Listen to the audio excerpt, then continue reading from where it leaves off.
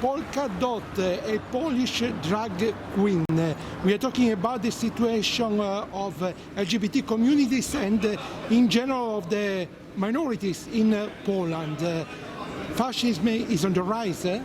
Completely. What we see in Poland currently, it's exceeding all the levels of acceptance. LGBT communities are under threat, and in general human rights are under threat.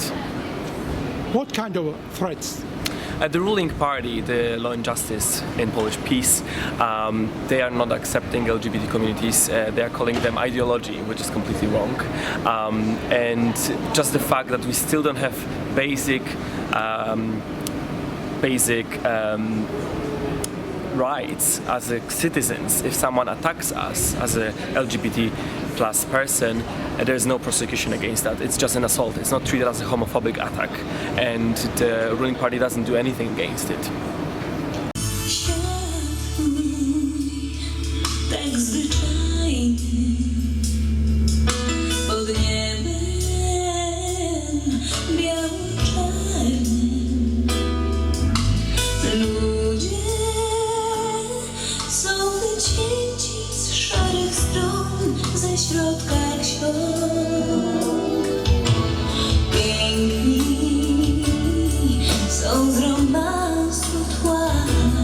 What about the education? So education in terms of LGBTQ plus communities and in general sexual education basically doesn't exist. What is taught in schools is very look after the ruling party and the church, which is completely not acceptable. What kids are learning in schools at the moment is how to create a proper family, which is male and female and kids. There's no other alternative that can come in the picture. And that's what we are fighting for, just to educate people, because without education there are going to be only more violence and more suicides, obviously. In the last elections in Moscow, Putin lost ground. The oppositions in Russia are on the rise. Could this influence also Poland? I think so, to be honest, because Poland keeps tight bonds with like-minded countries. So wherever you have got rise of fascism or homophobia, they're going to be interlinked and trying to work together. So I think that whatever is happening around Poland, it definitely affects our politics. If we see that Hungary, for example, is accepting homophobia and proclaiming that fascism is okay, well then we're going to get an example from them. And let me just write the light. There we go, light, yay. So I think that whatever is happening around us, it just empowers politicians in Poland, the bad ones, let's call them, just to stay in power. How long have you been living in London? I've been living in London almost 6 years already. I've moved away purely just to see the world outside of Poland, but also as a LGBT plus person, a gay person, I didn't feel safe there, and I definitely couldn't perform on a scale as I do in London. Jarek, what's happening now to LGBT people in Poland? Well, since the Law and Justice Party won the election 4 years ago, they've been always looking for an enemy, someone to take the blame for all the bad things happening. And first it was migrants. Now, because no migrants are in Poland, LGBT people are the target. Lots of local councils are creating LGBT-free zones for the first time since the Second World War, when there were no Jews. What does it mean? It means the zones where LGBT ideology is not welcome, or that's what they say. But practically, these are the words of encouragement to Polish hooligans, chavs, fascists and racists, that it's okay to beat the gays, it's okay to beat lesbians. Pardon me. I was in Poland this weekend, and during the main party convention, the leader of the party says, "Hands off our children. The LGBT ideology is a disease." only normal family is one man, one woman, one child, and this is not what it is in, normal. Who gave them the right to tell us what's normal, what's not? He himself was never married. He himself has doubts about his sexuality, and no one is asking him, what about you? So what we're trying to do today is to be a voice of hope to lots of us migrants and allies in the UK are gathering to have updates on situation in Poland, discuss what we can do together, and support people in Poland who are fighting tirelessly and very bravely for their human rights, for basic human rights. It's simple. The LGBTQ community in Poland has a message for the world: we don't feel safe here. This comes after a newspaper distributed LGBT free zone stickers. People were attacked in an equality march, and a government minister defended the Archbishop of Krakow, who called the community a rainbow plague. Czerwona zaraza już po naszej ziemi na szczęście nie chodzi. Co wcale nie znaczy, że nie ma nowej, która chce opanować nasze dusze, nasze serca i umysły. Nie czerwona, ale tęczona. This ideology looks the Putin's ideology, but Putin is losing ground now in the last elections. So could this influence also Poland? I think the church church holds a lot of power. They know they are about to lose that power, with women fighting for the abortion rights, with LGBT, gay people, lesbians, queer people fighting for the right to marry, the right to basic human rights. And it's like a swan song. It's like the beast which is losing its power, is biting as much as they can. We hope that after upcoming elections in October, there will be more freedom fighters in the parliament. We will be able to pass legislation which considers LGBT hate crime as hate crime. We hope to pass civil partnership laws, adoption laws, but when I was there, it doesn't look that bright from the inside. Is this homophobia only a product of Law and Justice Party, or maybe also the legacy of Karol Wojtyła?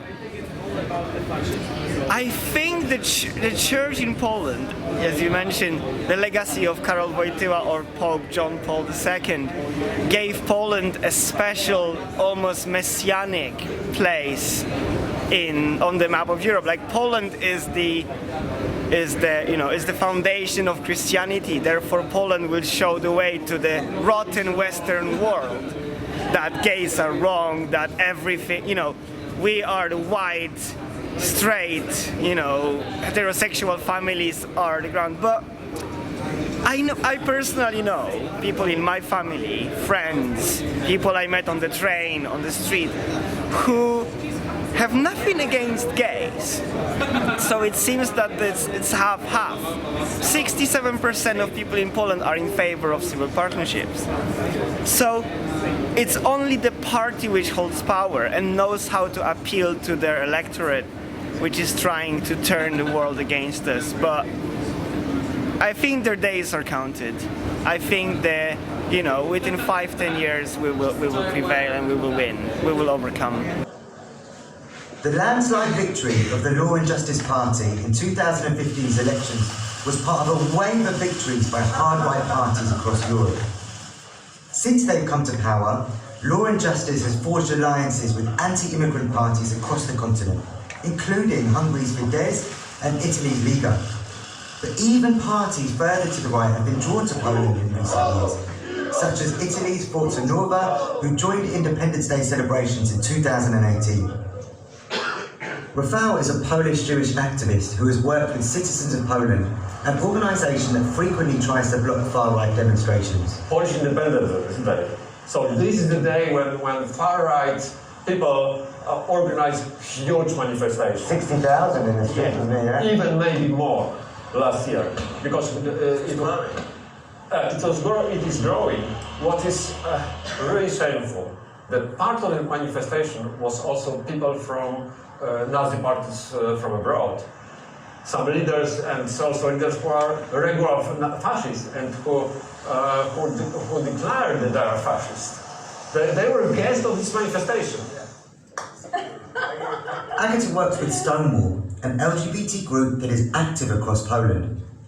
3 years ago or 4 years ago, when we had the election that Peace unfortunately won, which is the Law and Justice Party, they were all about like scaring people and saying how bad the influence of immigrants is. Yeah. So, you know, like the terrorists are gonna come here, rape your women, like probably give you some kind of a disease as well with it. So people were scared of it. But now there is no immigrants to scare with, so okay, we have to find something else. Then last, let's talk about your experience in Poland. You went there to report about the problems of LGBT communities, of minorities in general, and also about your personal past, the past of your family. Yeah.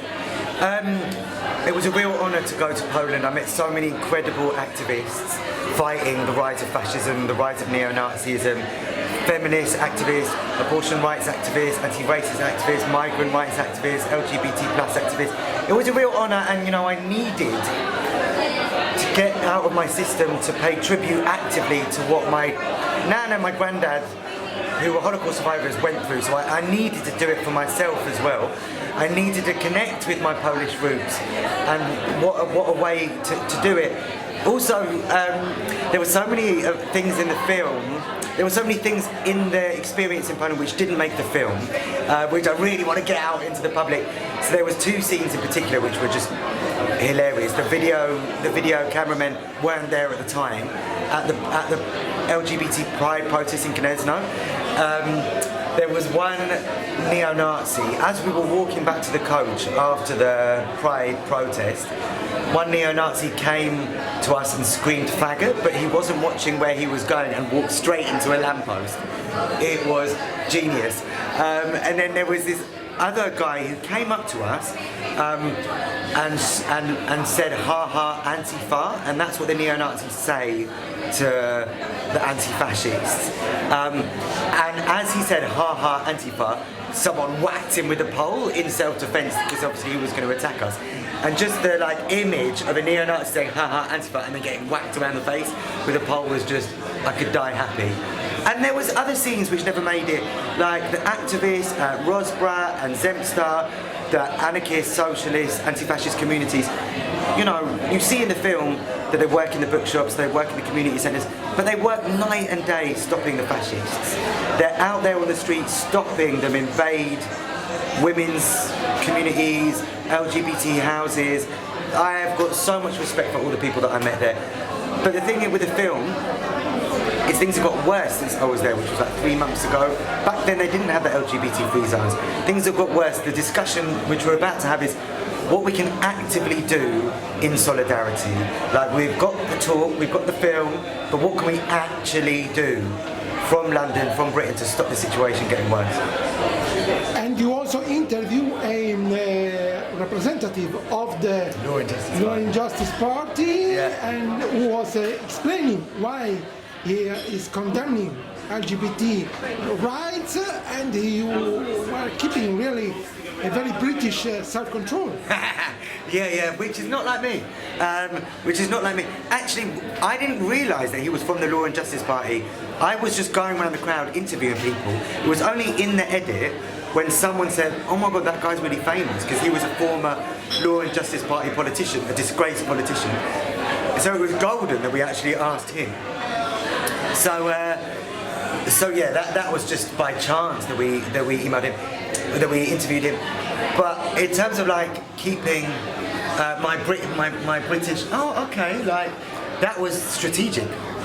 That was to play the fool, because I knew what was going on. But you also are in danger if you know, it's the balance between exposing them and protecting yourself. And I learned so much through doing it, both how we here in Britain can build queer power and love in our community, but also extend that to people who don't have that. In 2016, the government tried and failed to introduce legislation that would completely ban abortion, a decision that was far from popular with millions of women across the country. So it was a very crucial moment for me, for everybody, for all of us, actually for the society, I would say, because it was the first moment that somebody won with the ruling party. We are not people who used to be activists before. So the first meeting point was Facebook, and then within a week, because it was only a week to prepare for it, locally people started organizing. Wolność, równość, akceptacja! Wolność, równość, akceptacja! Niego, jasnym, narodowy! Niego, jasnym, narodowy!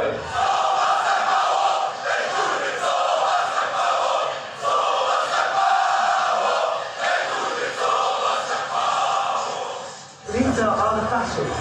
You've just been jumping up and down, because apparently gays can't jump.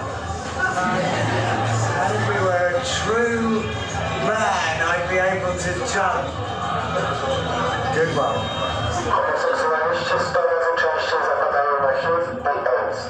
The age-old original cuss that I don't hate you. I hate maybe your being political.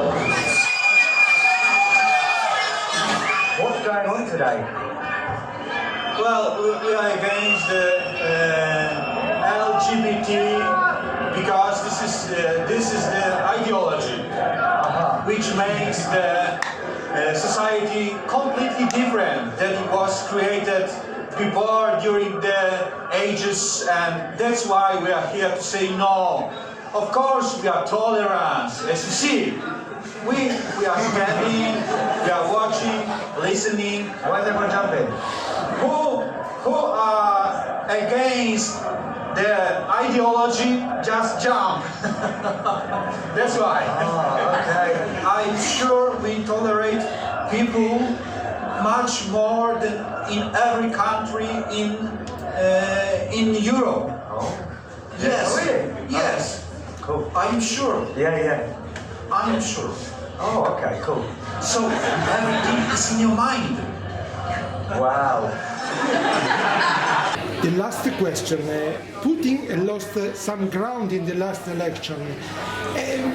What could be the fallout for Poland, for Eastern Europe, and also for Britain, maybe, because also Nigel Farage seems a fan of Putin? Ooh, Paolo, you've got the good questions. What could be the fallout? Well, I think the queer community have always had to fight. We've always had nationalistic fascists in government, in the streets, and I'm always really conscious about homo-nationalism, how British people can be like, oh, they're really bad over in Russia, they're really bad over in Uganda, they're really bad to the gays in Saudi Arabia, which is true, but we can't divorce that from what's going on here. We've got a role model building queer utopia simultaneously as challenging what's going on in places like Russia. So we don't want to fall into the Western supremacist mindset of like, oh, they're really bad, they're really bad. We've got to challenge Britain, which is at the root of global homophobic crimes across the world.